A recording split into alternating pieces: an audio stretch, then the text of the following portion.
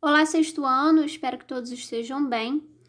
Hoje nós vamos falar sobre uma outra linguagem artística. A gente vai falar sobre o design têxtil.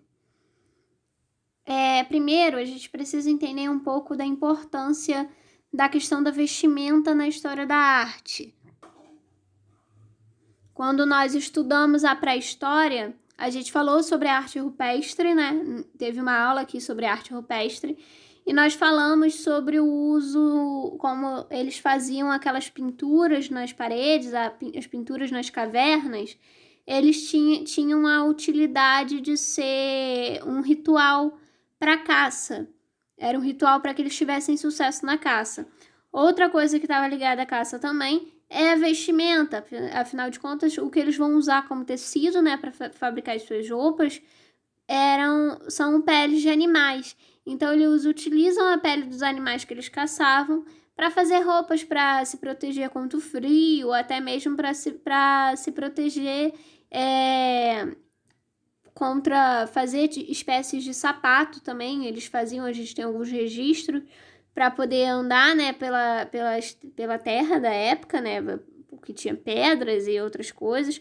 Também era uma forma de proteção contra insetos, contra animais, contra os próprios animais também. Então eles utilizavam as peles para fazer esses vestimentos que eram uma forma de proteção, tinham essa utilidade de proteção. Mais para frente, lá no período greco-romano, né, que é o período lá entre o Império Romano e um pouco antes com a Antiguidade Clássica, né, com o período da arte grega, a gente tem a questão das vestimentas muito forte com relação às túnicas. As túnicas gregas, por exemplo, elas não tinham... As gregas, né, romanas também, não era utilizada a costura.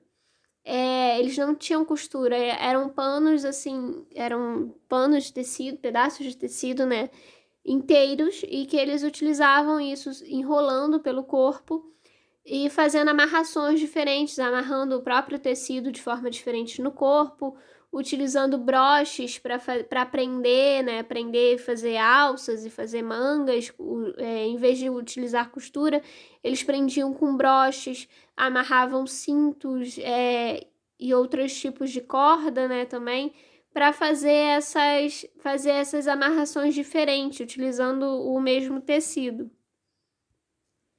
Então, não se tinha a utilização de fazer roupas costuradas, né? De fazer roupas, de fazer um modelo de roupa em que você cortava o tecido e costurava. Era mais essa questão mesmo, pedaços de panos assim grandes em que eles faziam. Depois, com o tempo, passou a ter alguns cortes, alguns recortes, algumas formas diferentes, mas a costura ela demora ainda para passar a ser utilizada. Geralmente eram presos mesmo com broches e cintos e outros pedaços mesmo de tecido. No Império Romano, o Império Romano ele é conhecido por ter sido um império que conquistou muitas terras. Então era um império, os romanos, né, eram muito ligados à questão das batalhas, aos guerreiros. Então eles passam a ter também o desenvolvimento, né, valorizar o desenvolvimento de armaduras para poder se proteger nessas batalhas. Então a gente vai ter muita questão da vestimenta ligada a essa questão das armaduras também no período romano. Lá pelo século XVI, final do século XV, início do século XVI, a gente tem também uma questão muito forte que era o ligar a vestimenta, que passou a ser feito, eram os rufos. Rufo, que eu coloquei ali, ele é essa gola que as pessoas utilizavam naquela época, que ficava, né, em volta do pescoço, parece uma gola de palhaço, sabe? Que era feita de, como se fossem esses lequezinhos de renda, geralmente, mas que eram feitos de outros materiais também, e que ficavam assim, né, em torno do pescoço. E tinham vários modelos. Tem esse, né, que é inteiro, que que era circular, pega toda a circunferência, ou esse que ficava só na parte lateral e atrás da cabeça. Mas ele era muito ligado à questão da nobreza. Tinha nas mangas também, ó. era muito ligada à questão da nobreza, era um símbolo de status. Então, quanto maior fosse, né, o rufo, mais poderosa e rica aquela pessoa era. Então, era uma forma de demonstrar poder, de demonstrar status. Então, a rainha Elizabeth I, ela utilizava muito essa questão dos rufos, essa questão do exagero também, e cada vez mais de formatos e diferentes e grandiosos, sempre representando esse como símbolo de poder. Outra questão também que foi muito desenvolvida na época foram os bordados. Então a gente consegue ver aqui na roupa da rainha, ó, no vestido, na saia e nas mangas, que os vestidos eles tinham esses bordados, os tecidos eram bordados, né? Isso era muito comum na época, isso foi desenvolvido na época, né, nesse período, e ele era muito valorizado, mas também era muito caro. Então também era o tecido bordado, né? Esse bordado bem rico de detalhes, ele era também um símbolo de status. E aí o que as pessoas mais pobres faziam? As pessoas que não tinham condição de pagar, né, pelos tecidos bordados, eles faziam pequenos cortes assim nos tecidos das roupas que de longe simulavam um tipo de bordado. Então de longe você via aqueles detalhes e tinha a sensação de que era algum tipo de bordado, mas na verdade não era, porque a pessoa não tinha condição de pagar por um tecido bordado naquela época. Agora vamos falar um pouquinho da questão da vestimenta, né, das roupas na arte em si. Eu trouxe alguns exemplos de artistas que utilizavam essa questão da vestimenta em suas obras. A gente tem o Hélio Oiticica, por exemplo, que é um artista brasileiro e ele é muito conhecido por ter criado uma obra chamada Parangolé. O parangolé era essa vestimenta que a gente está vendo aqui na imagem, essa roupa que eram vários tecidos que eram costurados assim de diferentes formas. E a obra em si não era só os tecidos, né, costurados, era uma performance também. Então a intenção era que as pessoas, não só o próprio artista, mas qualquer pessoa, pudesse vestir essa vestimenta que ele criou e se movimentar, fazer algum tipo de dança ou algo assim, e ver como que o tecido se movia, né? Ver como as imagens que o tecido formava, as figuras que o tecido forma, como a gente vê aqui nas fotos, a partir do movimento da pessoa. Então a obra em si era uma forma de ter essa experiência, de você colocar essa vestimenta, que eram esses tecidos que eram costurados dessa maneira, e você se movimentar e ver como que o tecido se movimentava com você, né? Como que o tecido, como que era esse movimento do tecido. Então a gente tem ele como exemplo, né? O Hélio Oiticica, que foi muito importante durante para a arte moderna brasileira. A gente tem também outro brasileiro que era conhecido como o Bispo do Rosário. O Bispo do Rosário, ele era um homem que ele foi internado no hospital psiquiátrico e ele passou a fazer algumas obras de arte lá após ser internado, porque ele tinha algumas questões ligadas à fé e ele passa a se inspirar nessa fé que ele tinha para criar algumas obras, entre elas esses mantos que ele usava, que tem muito essa ligação com a fé, né? Parece muito essas roupas que a gente está acostumado a ver ligadas aos religiosos, aos padres, aos bispos e também a religiosos de outras religiões que também utilizam esses mantos, assim, essas roupas com essa riqueza de detalhes e nessa forma de manto. Ele fazia uma questão interessante aqui para fazer os bordados, como às vezes ele não tinha muito acesso à linha por estar internado naquele hospital, ele desfiava o uniforme que os internos utilizavam para conseguir usar as linhas do uniforme desfiado para fazer os bordados, usar essas linhas para fazer os bordados. Então ele cria esses mantos, né, bordados. Esse aqui, por exemplo, ele tem os nomes de várias pessoas que ele conheceu durante a vida dele, que ele acreditava que ele usaria esse manto no dia do juízo final. E ele queria ter o nome dessas pessoas, né, para ele não se esquecer de interceder por elas junto a Deus no dia do juízo final. E aí tem esse outro exemplo aqui também, que ele está utilizando esse manto. Tem, né, essa questão da riqueza de detalhes, esses bordados. E agora um outro artista é o Gustav Klimt. O Gustav Klimt era um pintor que era muito conhecido por fazer obras com riqueza de detalhes também. Tinha muitos... ele usava muito a questão do amarelo também nas obras dele. Mas eu separei essa daqui, que a gente vê principalmente a cor azul, né, nessa daqui. Mas porque é um retrato da esposa dele, a Emily. E a Emily, ela era modelo. E eles dois juntos passam a ter uma ligação muito forte com a moda também. E passam a produzir, né, coisas inspiradas nas estampas, né, inspiradas nas obras dele.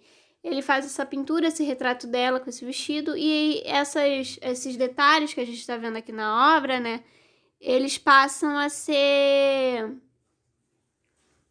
usados como estampa nas roupas que eles produziam e que eles faziam.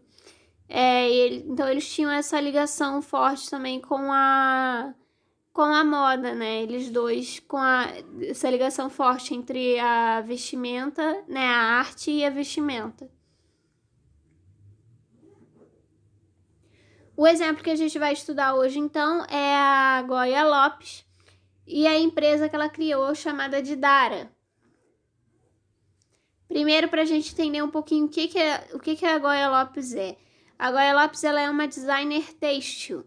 O designer têxtil é o profissional que elabora projetos de estamparia, textura e cores de tecido para moda e decoração.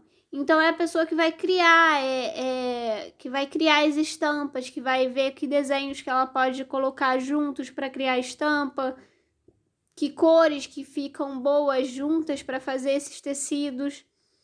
Então, esse é o trabalho do designer têxtil.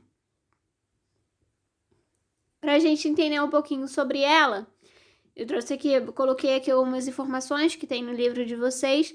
Ela é baiana, se formou na Escola de Belas Artes da Universidade Federal da Bahia. Depois ela foi para a Itália, onde ela estudou, né, se especializou em design, expressão e comunicação. Depois de fazer essa especialização, ela volta para Salvador, volta a viver em Salvador, né? E ela cria a empresa dela, de Dara, que é onde ela passa a investir nos projetos de design têxtil. Então é onde ela começa a criar as estampas e a criar as roupas e objetos de decoração também, outros tipos de vestimentas. Ela se inspira, né, para fazer suas estampas na cultura afro-brasileira, indígena e barroca. Barroca é um estilo de arte que foi feito lá na época da colonização portuguesa ainda, que se valorizava muito a questão do dourado e a riqueza de detalhes. Então a gente consegue ver que as estampas dela, elas são muito ricas em detalhes, assim, também, né? A gente vê que não tem nenhum espacinho vazio, eles têm várias... A estampa, ela é bem cheia, né, de elementos, assim também como é muito comum na arte africana, e na indígena também tem muita essa ligação com os desenhos. Então, suas estampas são usadas em roupas, bolsas, sacolas, chapéus, sapatos, em várias formas, para vários objetos. E seu trabalho assume uma característica de uma arte de natureza utilitária, porque é um tipo de arte, né? Ela faz as estampas que tem uma utilidade prática. Elas são feitas para fazer roupas para as pessoas vestirem. Então não é só como uma pintura que está no museu, que tem como objetivo principal que as pessoas apenas olhem. Não é só para a gente olhar e apreciar. Ela também é para você vestir, para você usar no seu dia a dia. Então, como eu falei, ela é uma linguagem diferente, né? Alguém que faz estampas para tecido e tem uma utilidade diferente também. Ela não serve só para você apreciar. Ela também serve para você usar, de fato. Ela tem essa utilidade prática. Então, a gente tem aqui também na questão do desfile, né? É uma apresentação, é um show, uma forma de que as roupas estão ali para você apreciar de uma forma como um espetáculo. Um desfile é como um espetáculo, né? De teatro. Você vai lá para assistir a performance das modelos e dos estilistas. Então, eles criam até, tem alguns desfiles que são feitos, né, com alguns efeitos especiais, com algumas encenações, dependendo da proposta do estilista. Mas ela tem esse caráter utilitário, né? Essa questão utilitário vem de ser útil, de ser algo para você utilizar no seu dia a dia. Para a gente entender um pouco melhor isso também, o livro, né, de vocês, ele fala um pouco de duas funções específicas da arte. Uma delas é a função formalista da arte, então tá aqui, né, a definição que tá ali no livro. Eu coloquei aqui no slide. A função formalista da arte imprime valor estético e permite uma apreciação por parte do espectador a partir da sua forma, seu contexto histórico, a temática que representa e outros aspectos que colaboram para a sua compreensão e interpretação. O que isso quer dizer? Ele está falando aqui que essa função formalista é justamente isso que a gente estava falando sobre a obra da Goya Lopes. Ela tem esse caráter utilitário, mas você também pode apreciar. Quando ele fala aqui, né, que uma das coisas que faz que faz com que uma obra você possa apreciar essa obra, você pode apreciar ela pelo contexto histórico, pela temática. Então, por exemplo, a temática é que tema que essa obra vai ter. Então, se eu faço uma pintura de paisagem, a temática é a paisagem, é a natureza. No caso da Goya Lopes, como a gente falou, ela se inspira na cultura africana. Ela se inspira na cultura indígena, na cultura barroca. Então, ela tem uma pesquisa, ela faz todo um estudo de como que a estampa é utilizada nessas culturas, qual que é a importância dos detalhes, né, nessa cultura, na cultura africana, na cultura indígena, no estilo barroco, e se utiliza dessas referências como inspiração para criar algo novo, algo próprio. Ela não está copiando uma estampa africana, ela está se inspirando para criar algo novo. E tem a questão também de que essas culturas nas quais ela está se inspirando, esses detalhes, esses desenhos, eles têm um significado muito forte, não estão ali apenas como decoração. Então ela está se inspirando em questões culturais que têm um simbolismo, que têm um significado forte. Não é apenas decorativo. Então, apesar de, como a gente estava falando, a obra dela ser algo utilitário para você usar no seu dia a dia, ela também tem esse caráter da função formalista. Você pode apreciar a obra, a estampa que ela faz. As estampas da Goya Lopes, elas têm esse caráter artístico, né? Esse caráter que eu falo essa característica mesmo, artística, que é uma obra de arte. Ela é uma roupa, ela é algo para você usar no seu dia a dia, mas ela não deixa de ser uma obra de arte.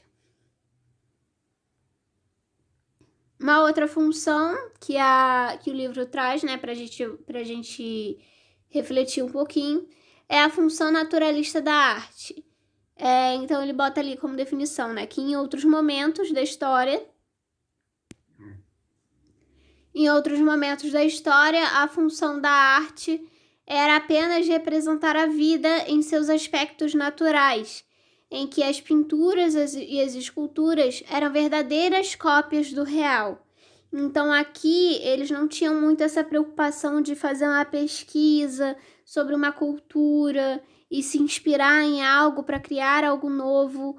Aqui a arte, ela era apenas essas linguagens mais tradicionais, tipo pintura e escultura, e a função dela era copiar o real, era fazer cópias da realidade.